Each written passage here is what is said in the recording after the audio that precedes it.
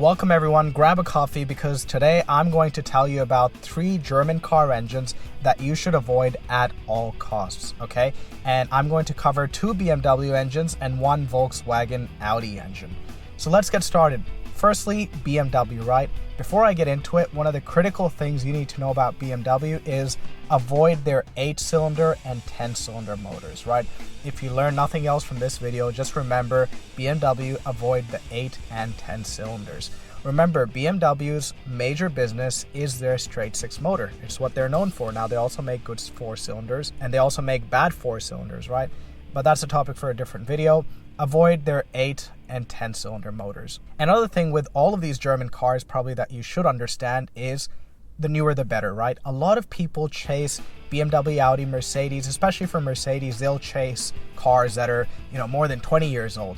It doesn't matter how reliable any of those cars were in their time, engines like the M54, doesn't matter how reliable it was, it's going to be a nightmare to own today, I'll tell you right now. So those are 2 pro tips, one for BMW and one across generally. So let's get into it. The first engine you want to avoid on this list is BMW's N63 motor.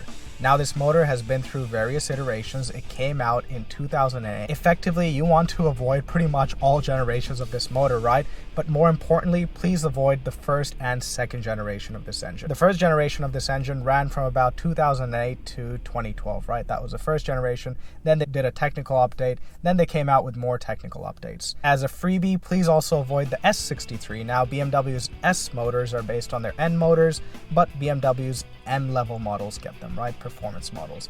But it doesn't matter because the N63 was bad and the S63 that was based upon the N63 was also bad. So you want to avoid that early generation, and the reason for that, guys, is valve stem seals, turbo failure, excessive oil consumption, all of the regular BMW leaks, cooling issues, piston and rod issues, piston ring clearances, high pressure fuel pump, piezoelectric injectors. It's better off if I name things that don't go wrong with the engine versus things that do.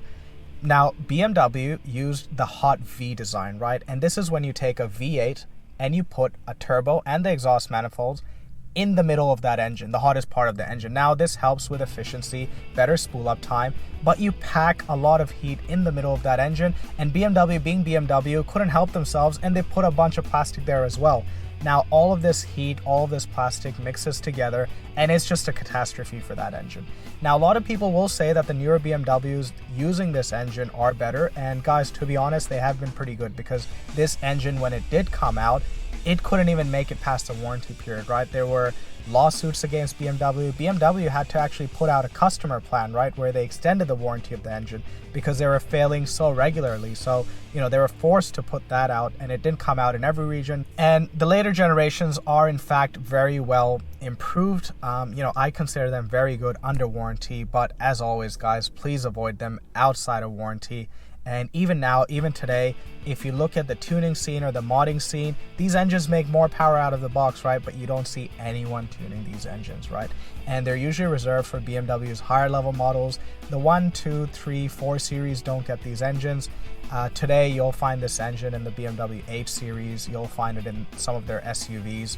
And you'll find the S63 version in their M5 and above, the M8 as well. So please avoid this engine. The second engine you want to avoid is a Volkswagen Audi product. This is the EA888 motor. Now, this has been around since about 2008, 2009. Like the N63 motor, it went through multiple revisions and technical updates. And if I'm being honest, similar to the N63, S63 motors, this engine has actually improved a lot. But you still want to avoid it. And really what you want to avoid is the first 2 generations of this motor, right? The early generation. So don't buy anything around 2008, 9, 10, 11, 12. Don't buy any of those. I would buy Mark 7.5 Golf GTI onwards, right? So I would probably try to go about 2015, 2016 onwards, really, for Volkswagen Audi products that are equipped with this engine. And they put it in everything because that's what Volkswagen and Audi Group do. They take these engines and they put them in everything, right? So you'll find it in your A4, you'll find it in your S3, you'll find it in your Golf GTI, Golf R, you'll find this engine everywhere, right? Pick an Audi, got 4 cylinders, it's gonna have the 2.0 TFSI EA888 motor. Why do you want to avoid this engine? You want to avoid it, guys, because these things were notorious for timing chain issues. Now, if you don't know about this, Volkswagen and Audi, timing chain. Peanut butter and jelly sandwich, yogurt and fruit and muesli, pizza and cheese, all of those things, right? Volkswagen and timing chains, just synonymous. Someone says Volkswagen, what do you think? Timing chains. Volkswagen said that they would last the life of the car, and they wouldn't, and they are effectively regular maintenance on these vehicles, right? You have to do these timing chains regularly. If they fail on you, remember, all car engines today are interference engines. Interference basically means that if your timing is out, your piston can actually kiss your valves, right? Interfering. Now, when your timing's fine, your piston is moving and it never gets to touch the valve, right? Because your valve might be up and that's when the piston might enter in that position, and your valve might be down and your piston is far away. When your timing's off, bam, okay? Big issues. And that's usually an engine rebuild, okay? You destroy your piston, you can bend your valves, it's catastrophic, okay? So anything that impacts your timing is to be avoided. So if you own that engine, if you go ahead and buy it, or you're watching this and you have that engine, make sure you get your timing chain looked at. Is it stretching? Timing chain guides, all of that's an issue. Extremely common, happened in the first and second gen of this motor. Catastrophic. Number 2 thing is your water pump and thermostat. Belt-driven water pump, and it's got a thermostat on it, made of plastic, of course, as is the German way. Now, this issue was happening in 2008, 2009, and it's happening today in 2024. So that's about, 16, 17 years, many engine upgrades, and Volkswagen haven't been able to fix this issue. And today, it still happens as early as 40 to 60,000 kilometers in a lot of Volkswagen Audi products. Pretty much any VW Audi owner you speak to, they'll have done this job. Look, guys, it's not the most expensive thing, not the cheapest thing, not catastrophic, but you're gonna have to do it, okay? So I would just avoid the early iterations of this EA888 motor. Today, it's a reliable workhorse as far as the Germans. Number 3 engine you wanna avoid is the S65 and the S85. This is a freebie because I said 3 engines and I'll cover all 4. And I should do a whole video on the S65 and the S85 engines because they're a whole different thing, right? These engines, they are a masterpiece, but they have so many issues, and it's just not enough time in this particular video to cover all of that. So what's the story behind the S65 and the S85? The only thing I want you to get out of this video is what everyone already says: rod bearings and throttle actuators. And here's the thing. I run my page, Motoring Fan, on Instagram. I'm on TikTok as well, Motoring Fan 1, and I'm on Facebook, which I've started recently. And often I'll discuss these motors and call them out for being unreliable. And I'll have people reach out to me and they'll say, hey, mate, you're wrong. These motors are super reliable as long as you've done your rod bearings, right? And I'm thinking, since when did rod bearings become general maintenance? I can't recall when that shift happened, right? Because tires, brakes, yeah, that's general maintenance. Oil changes, coolant, diff fluid, gearbox, transmission fluid, happy with that being general maintenance. All your filters, cabin, air filter. What else? Belt, do a serpentine belt, fair enough.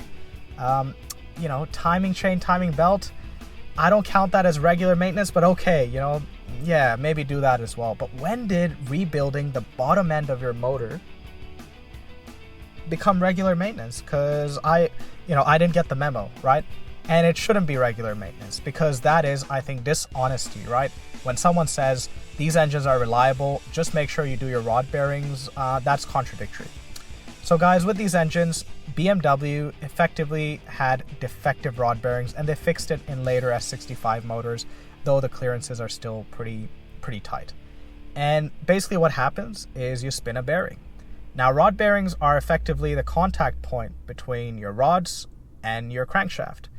And with these, the tolerances were not quite right. There's a bunch of issue around oiling, a bunch of things. Basically, the bearing getting stuck onto the crankshaft journal, and from that point on, your engine's done. You've got to do a rebuild because it'll destroy your crankshaft and it'll destroy your engine, basically, right? You're not getting away from spinning a rod bearing, and it's going to be a very expensive job, and these are expensive engines. So that's the first thing. Then you've got throttle actuators. Again, guys, a lot of people do that at home. I don't see how they do it, but it's not as big as a rod bearing, but that'll happen to you as well. And there's a bunch of other issues that I won't get into with this video, but you got Vanos issues, you've got all the usual BMW oil leaks and coolant issues. And then you've got the SMG, right? But this video is obviously about engines you want to avoid. Pro tip, the SMG transmission in these cars is also one to be avoided. Why do people love these engines? Well, you know, Formula One. I'll get into that in future.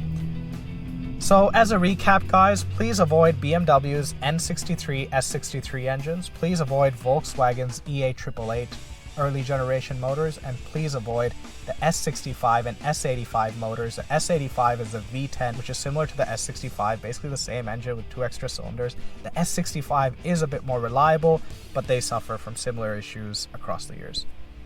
Thanks for watching, guys. Please let me know below if you'd like me to cover other engines. I am going to get into the Mercedes engines as well. I do want to talk about the M260, the M264, which comes in the A35, CLA35 AMG, as well as the 250 model cars. And, you know, I think that engine has a bunch of issues as well, which I'll explore in future. Thanks for watching.